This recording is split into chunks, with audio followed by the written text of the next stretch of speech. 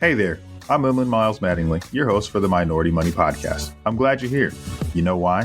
Because this is the place you can come to get your weekly finance, family, and fitness motivation, not only to experience success in those areas for yourself, but also to help others in our community achieve greatness too. Super happy that you're on the show with me, so let's jump right in.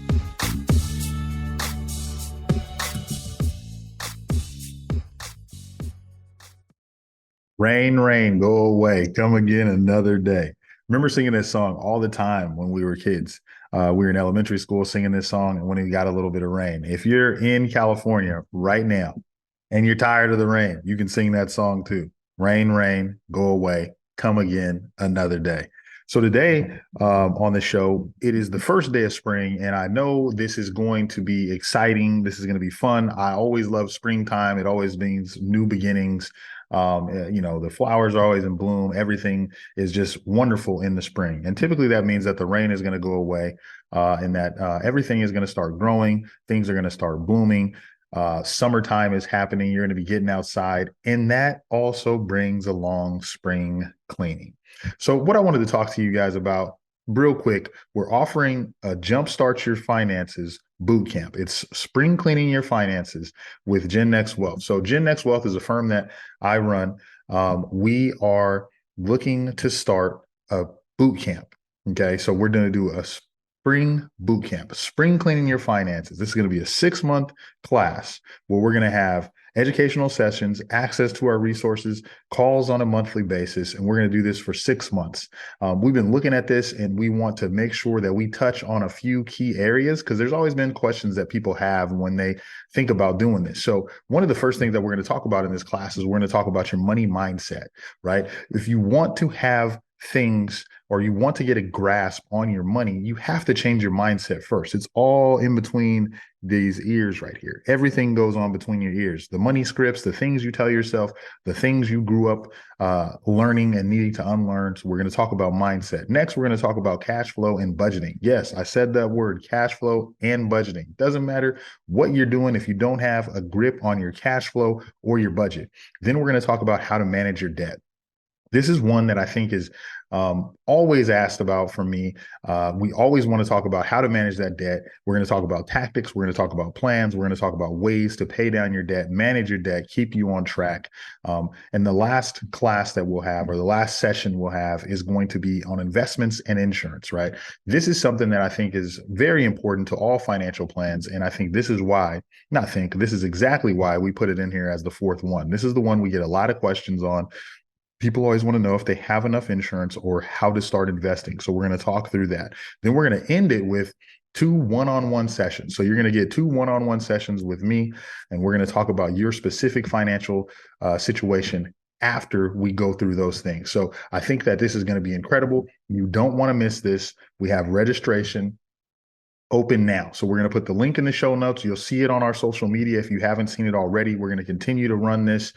So join the program. There's limited availability, so we're not taking a ton of people. We are only going to take 10 people in this class because we want to keep the group small. We want to make it intimate. We want to make sure that you are getting everything that you need in this course. So don't miss this. Spring clean your finances. Today's the first day of spring, and the one thing that you want to make sure that you clean is your finances. With that, we're going to jump into the show. As you know, this is the Minority Money Podcast. I am your host, Miles-Mattingly, where we are changing the complexion of wealth. So what I wanted to talk about today is things you should consider about your retirement accounts if you were laid off or changed jobs. So if you ever changed jobs or you've been laid off, that in itself is an emotional time, right? So you have all these things going on. Usually there's either an excitement that you have, or, you may be kind of sad that things happen at your job and you're no longer there. So either way, whichever one it is, I totally understand. I've actually had both of them happen to me. So I understand those emotions that you go through. However, with that being said, there are some very important things that you don't want to forget about when it comes to your finances. One of the most popular or most talked about things is going to be your retirement, right? And so when you are working for an employer and you suddenly stop working for them, your retirement accounts still or usually stay at that place until you do something with them.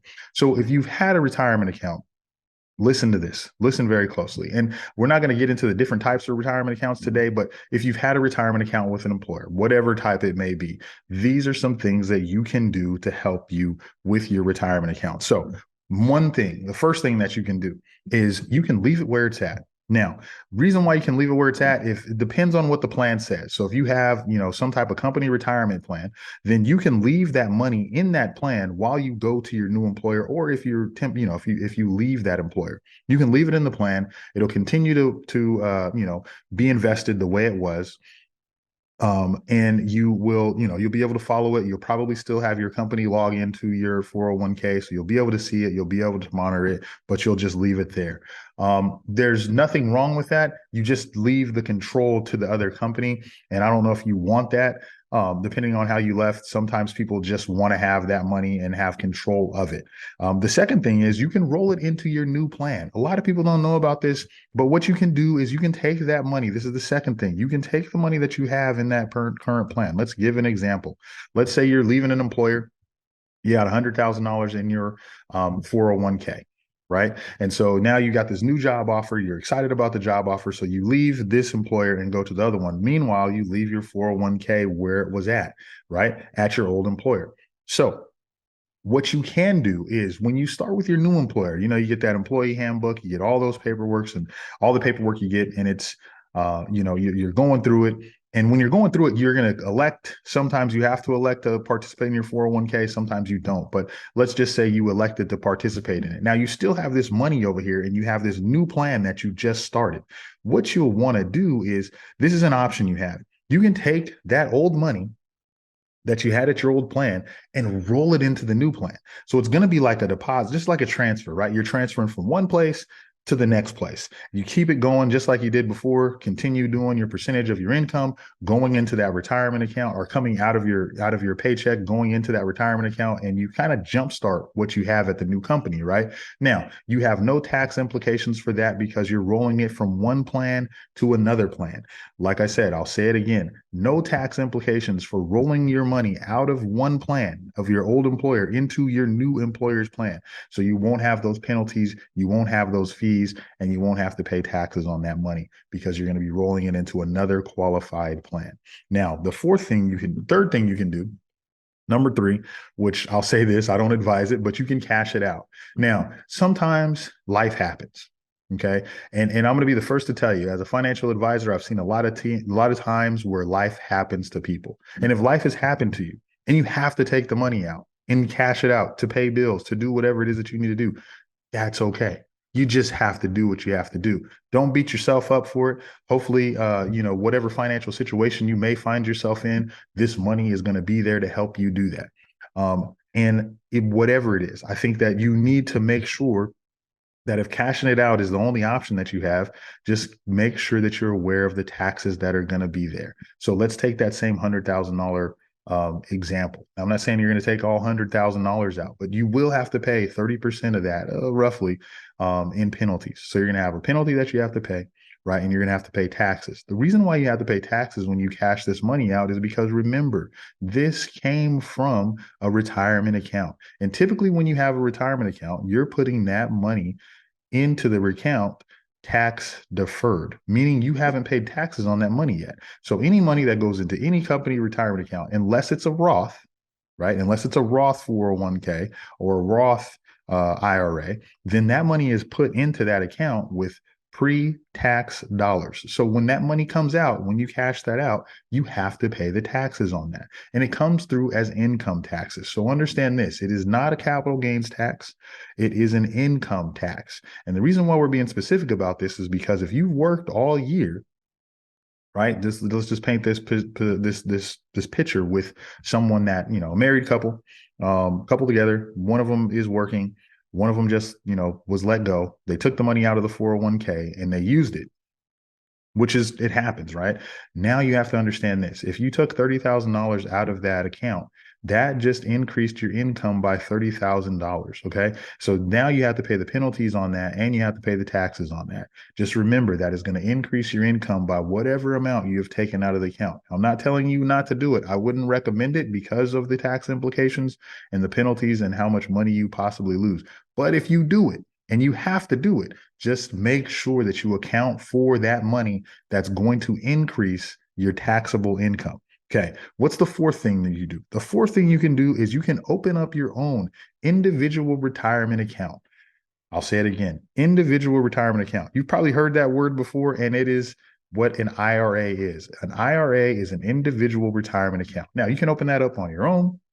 You can go online. You can use that. You can have an advisor do that for you, or there's many different things that you can do.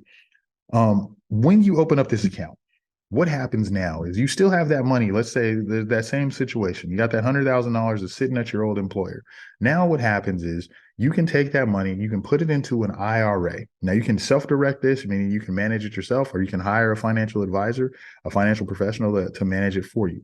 But what you do once you open the IRA, now because you have that, you can transfer the money from your previous employer or from the company plan that you had into the IRA. And get this, you can do that without paying taxes on it. Okay. So now you can transfer the money out of your old employer's account into your own personal account where you can direct the investments that you have.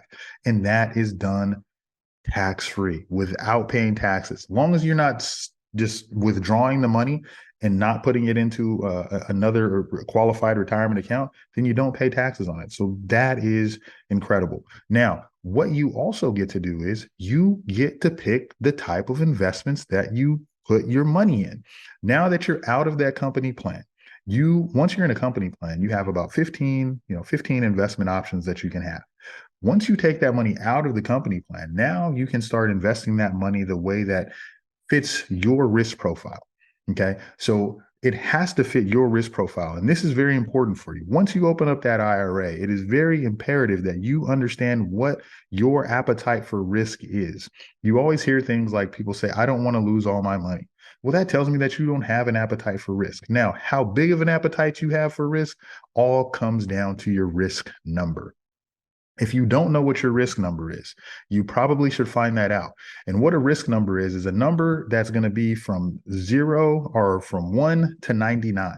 And in between that is going to tell you what your appetite for risk is and the type of portfolios that you should be looking into or having your advisor direct you to based on the type of risk that you have. We'll talk more about that in another episode where we'll spend some time deep diving onto the risk number. Just understand this. Understanding how big or how small or just your overall appetite for risk is going to be able to help you develop the investment strategy that you need to give yourself the personal success you need. Okay. And this is all about you. This is personal finance 101. You have to make sure that it is good for you. So once you find out what that appetite for risk is, whether it's big, whether it's small, whether it's somewhere in between, then you can start working towards that. It's incredibly important to know how much risk you can handle. And we say that. So we'll go back over the 4 things that you can do with your retirement accounts after you leave your employer. 1, you can leave it where it's at. Okay. We talked through that. You can leave that plan right where it's at, or leave that money right where it's at. Number 2, you can roll it into your new plan. Number 3, you can cash it out. Now, remember with number 3, if you cash it out, you are going to have tax implications. That's okay. Just understand, if you need the money and you have to pay the taxes, just plan for paying the taxes. And number 4, the last thing, is open up your own personal individual retirement account. That's an IRA.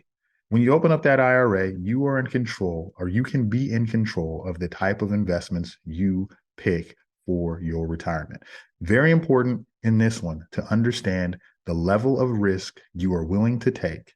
Okay. Very important to have that.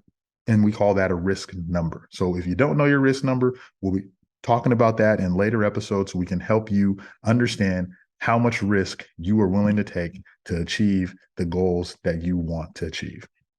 With that, I just wanted to jump on here and talk a little bit about that. So don't forget about our Spring Clean Your Finances class that we're doing. It's a 6-month class. Open enrollment is now. We'll put a link to it in the show notes. And if you don't follow us on social media, please go over to Instagram, where you can follow the Minority Money Podcast.